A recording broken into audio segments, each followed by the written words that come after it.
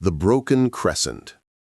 In the last days of the Bronze Age, when the world still believed the gods spoke clearly, the great port of Ugarit burned.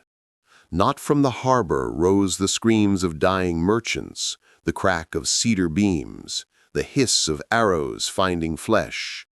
Across the water came the sea peoples, faceless behind ox-hide shields, their ships black against a moon like a broken sickle.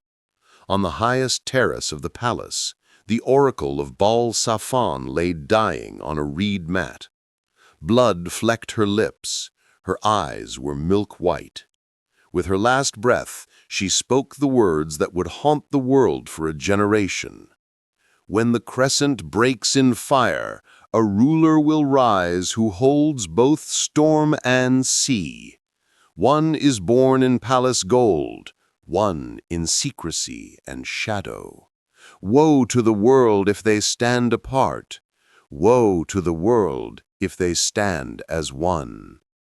Then she died, and Ugarit died with her.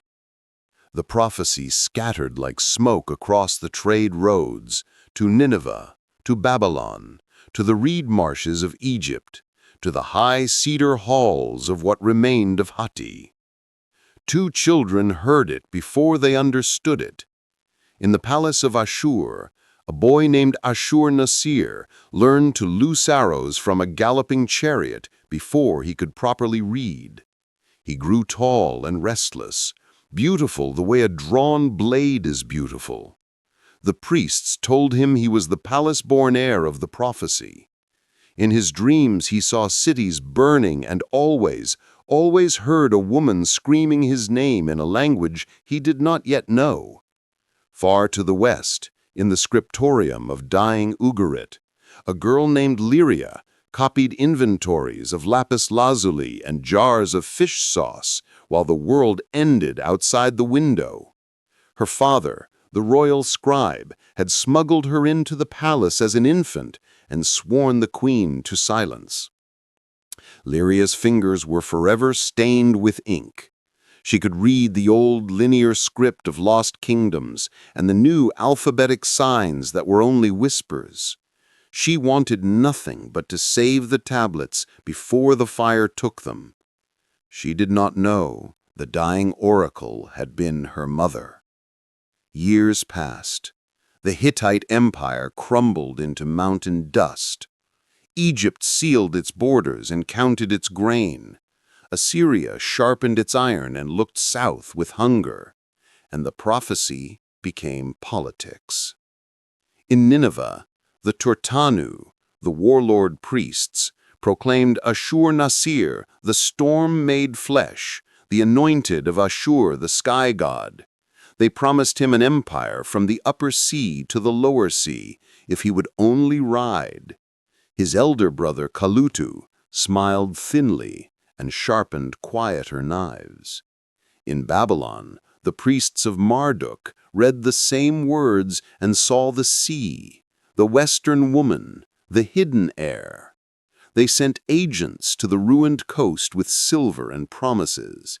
They needed a girl who could read the old tongues, a girl they could crown and then conveniently martyr when the time came.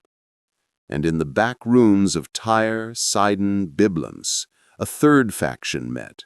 Merchants who had grown rich on chaos, and mercenaries who had no kings for breakfast.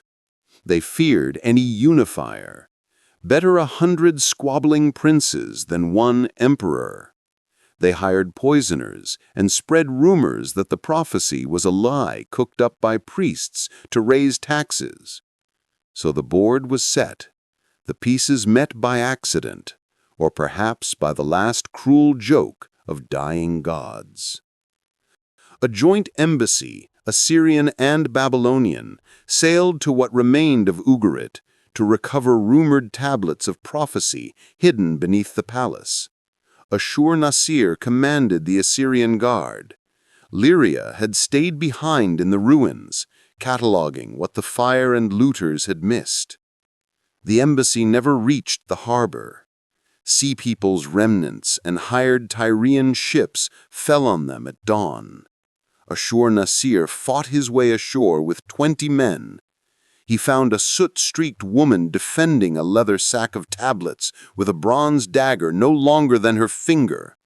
She looked at him, the lion crest on his shield, and spat in perfect Akkadian. "Your empire's iron won't save these words."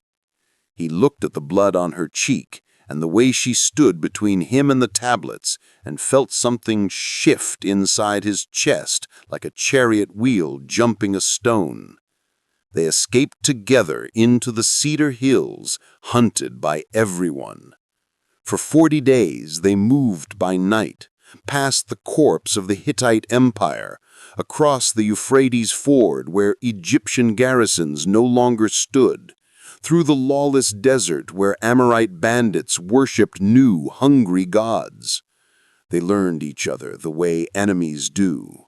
She translated the tablets he carried off a dead Babylonian priest and found his name written beside hers in a script 300 years older than either of them. He taught her how to string a composite bow and how to read the lie in a man's shoulder before he draws steel. At night, beside small fires, they argued about fate and free will until the stars wheeled overhead like chariot spokes. And slowly, inevitably, they touched.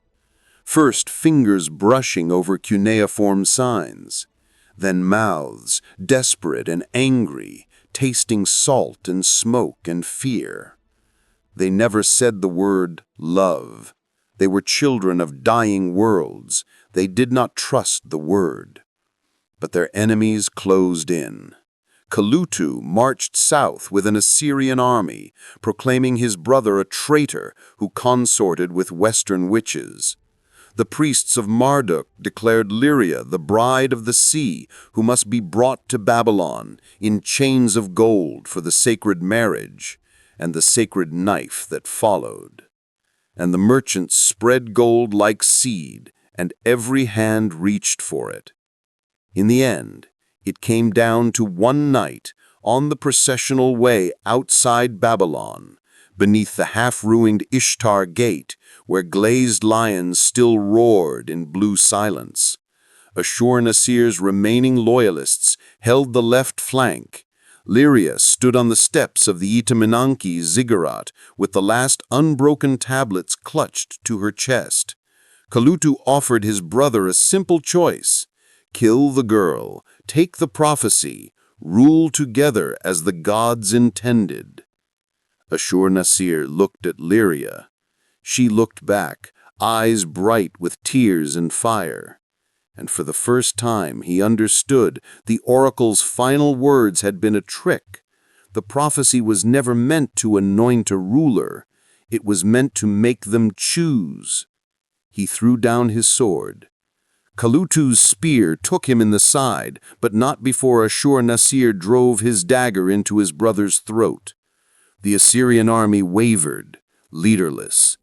Lyria raised the tablets high, and in a voice that carried to every soldier, read the last line no one had ever seen because it was written on the back in fading Ugaritic. The crescent breaks in fire, that the world may learn to live without kings who claim the gods' own thunder. Then she smashed the tablets on the ziggurat steps. Clay shattered like old bones.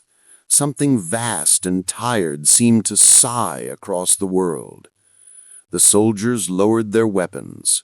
No new empire rose that year, or the next. Instead, small kings ruled small lands. Trade flowed again along ancient roads. Iron replaced bronze slowly, without decrees from on high. And somewhere in the hills above a quiet harbor that would one day be called Arwad, a woman with ink-stained fingers taught a scarred man with a limp how to read the stars without asking them for permission to live. They never wore crowns. They never needed to. The crescent had broken, as foretold, and the world, against every expectation, endured.